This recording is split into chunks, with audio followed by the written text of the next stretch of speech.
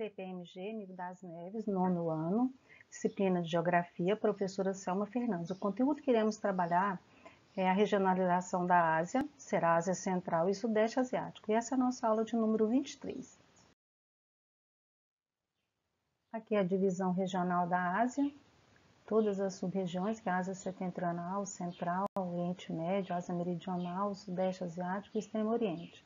Nós já trabalhamos a questão do Oriente Médio, a Ásia Meridional. Nesta aula iremos trabalhar o Sudeste Asiático e a Ásia Central. Aqui a professora colocou a localização para vocês, aqui no mapa, qual é a localização do Sudeste Asiático. O Sudeste Asiático localiza-se na península da Indochina e nas milhares de centenas de ilhas que formam diversos arquipélagos. Essa região é caracterizada por apresentar grandes diferenças socioeconômicas ao longo do seu território. O Sudeste Asiático é composto pelos países Mianmar, Tailândia, Laos, Vietnã, Camboja, Malásia, Singapura, Filipinas, Indonésia e Brunei. Muitas nações provêm de governos ditatoriais e, por consequência disso, estão atrasadas em sua economia. Por outro lado, observa-se países em processo de desenvolvimento econômico, como é o caso Singapura, Malásia, Tailândia, sendo chamados de tigres asiáticos, mas ainda possuem inúmeros problemas sociais. Esses países também são conhecidos por terem mão de obra barata, o que levou a essas nações, muitas empresas multinacionais, estabelecerem filiais de suas produções. Aqui a professora colocou para vocês os países e as bandeiras que fazem parte da porção do Sudeste da Ásia. Aqui nós vamos falar sobre a rede hidrográfica da Sudeste da Ásia. O relevo do Sudeste Asiático nos domínios peninsulares é marcado pelo predomínio de baixos planaltos e planícies. Essas terras baixas são drenadas por cursos de água de grande importância regional, como por exemplo o Mekong, que banha terras de Mianmar, Laos, Tailândia, Camboja e Vietnã. Sendo que no Vietnã ele forma um amplo delta antes de desembocar no Mar da China Meridional. O domínio do arquipélago é marcado pela presença de conjuntos montanhosos de origem terciária, com intensa atividade vulcânica e sísmica. Isso resulta do fato de as ilhas que compõem o território estarem localizadas em uma faixa de terra do planeta denominada de Círculo de Fogo do Pacífico, situado sobre zonas de contato entre placas tectônicas existentes na crosta.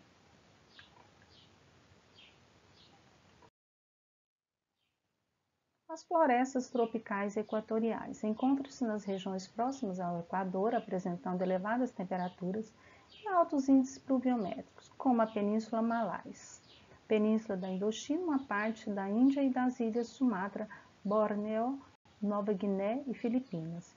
O clima e a vegetação. Nos domínios peninsulares do Sudeste Asiático, predomina o clima tropical úmido sujeito ao regime de monções, o que favorece a ocorrência de florestas tropicais. No domínio do arquipélago, constata-se que a existência do clima equatorial, o que contribui para que grande parte do seu território seja coberta, a exemplo do que ocorre na Amazônia, que é na América do Sul, e no Congo, que fica na África, por uma exuberante floresta equatorial. Aqui nós temos a hidrografia do Sudeste Asiático. Os principais rios do Sudeste Asiático são o rio Irrawaddy, que é o mais longo de Mianmar e tem 2.170 km de extensão. O rio Chao, com 370 km de extensão, cortando a Tailândia, e é muito importante para a economia local. E o rio Mekong, que possui 4.350 km de extensão, e corta o Tibete, a China, Mianmar, Laos, Tailândia, Camboja e Vietnã. Você já ouviu falar sobre os tigres asiáticos? Esse grupo de países destaca no cenário internacional há algumas décadas. É considerado uma das grandes potências econômicas do Oriente e é dono de estratégias importantes para as nações que desejam fomentar sua economia. Neste post, nós te explicamos quais são esses países e como eles alcançaram tamanha relevância no cenário internacional. Então, vamos lá. Quem são os tigres asiáticos? Primeiramente, vamos entender o que é o termo tigres asiáticos. Foi cunhado nos anos 80 e é usado para denominar o bloco econômico formado por 4 países do Sudeste Asiático: Taiwan, Coreia do Sul, Singapura e a região administrada de Hong Kong.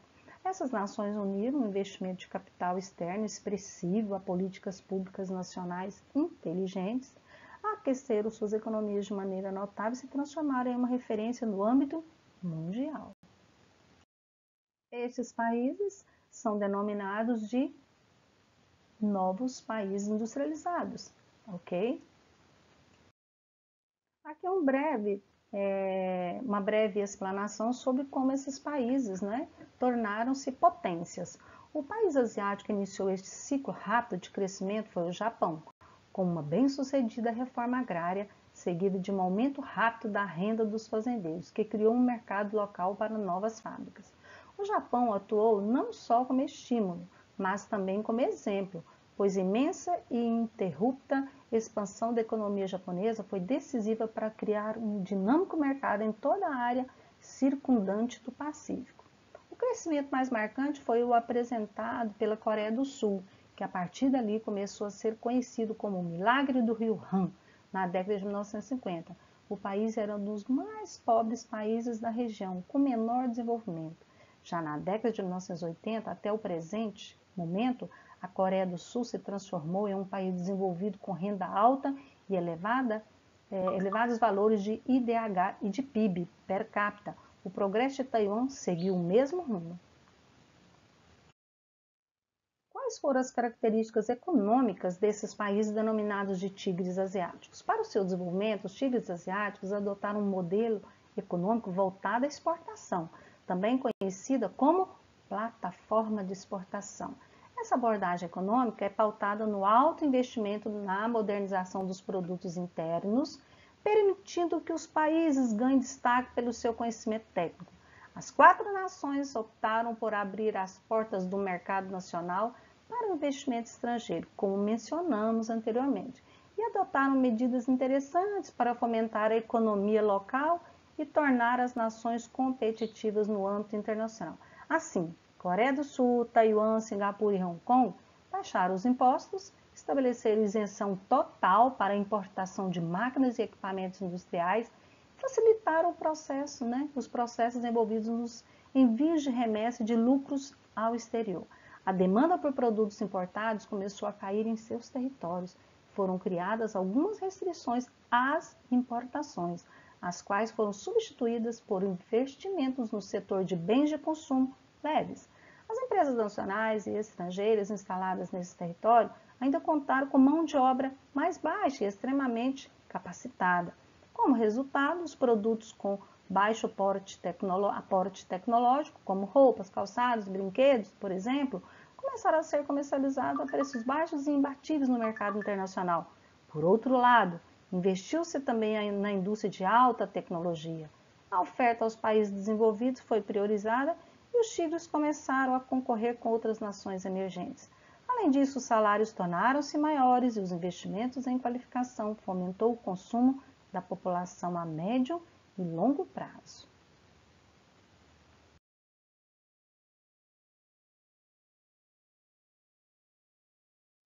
Os tigres asiáticos nos dias atuais. Atualmente, os 4 países conhecidos inicialmente como tigres asiáticos, eles são considerados referências para a produção e comercialização de itens com alto valor agregado, principalmente peças eletrônicas. Por conta dessas importantes mudanças econômicas, a renda per capita em Taiwan, Coreia do Sul, Singapura e Hong Kong também aumentou, o que refletiu diretamente no consumo interno e incentivou a produção de itens de consumo diversificados. Aos poucos, a mão de obra tornou-se um diferencial notável, o que aumentou o seu preço e incentivou o investimento crescente nos setores tech. Ao mudar o seu foco, os tigres asiáticos ainda influenciaram a migração de empresas de vestuário, calçados, brinquedos e outros itens leves para os países próximos, entre os quais estão Indonésia, Malásia, Vietnã, Tailândia e Filipinas. Logo, esses países começaram a ser fomentados por iniciativas semelhantes àquelas usadas pelos tigres asiáticos, os iniciais, e ganharam uma nova denominação, Novos Tigres Asiáticos.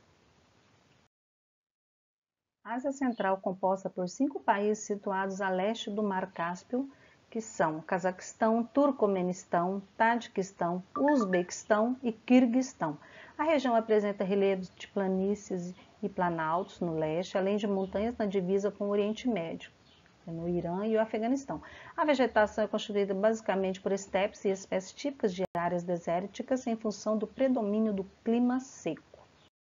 Aqui a professora marcou com uma seta azul para vocês observarem a localização que fica a Ásia Central, nessa porção aqui verde deste mapa. Aqui a professora colocou mais um mapa para você observar a localização desses países.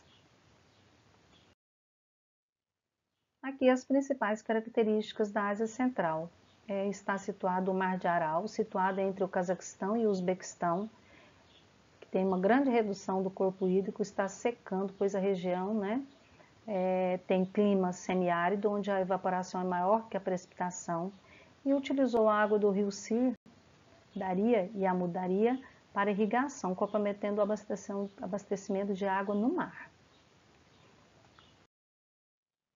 Aqui a professora colocou um contexto histórico, da formação desses países que compõem a Ásia Central. No século XVIII, os territórios da Ásia Central, com exceção do Afeganistão, foram incorporados ao Império Russo, com o nome de Turquestão.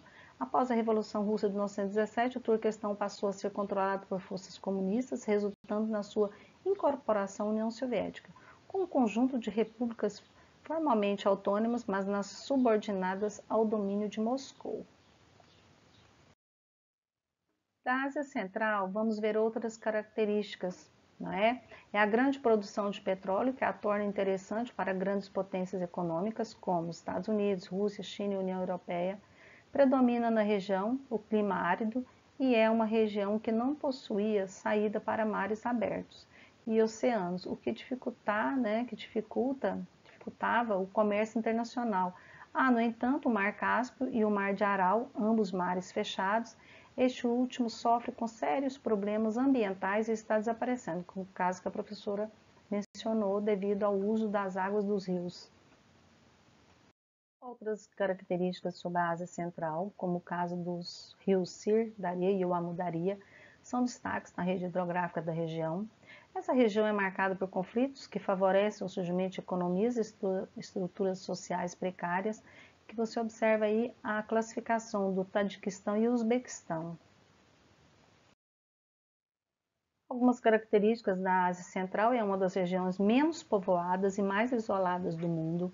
A Ásia Central tem como limites territoriais ao sul, Ásia Meridional e Irã, ao norte, a Rússia, a leste, a China, ao oeste, o Mar Cáspio.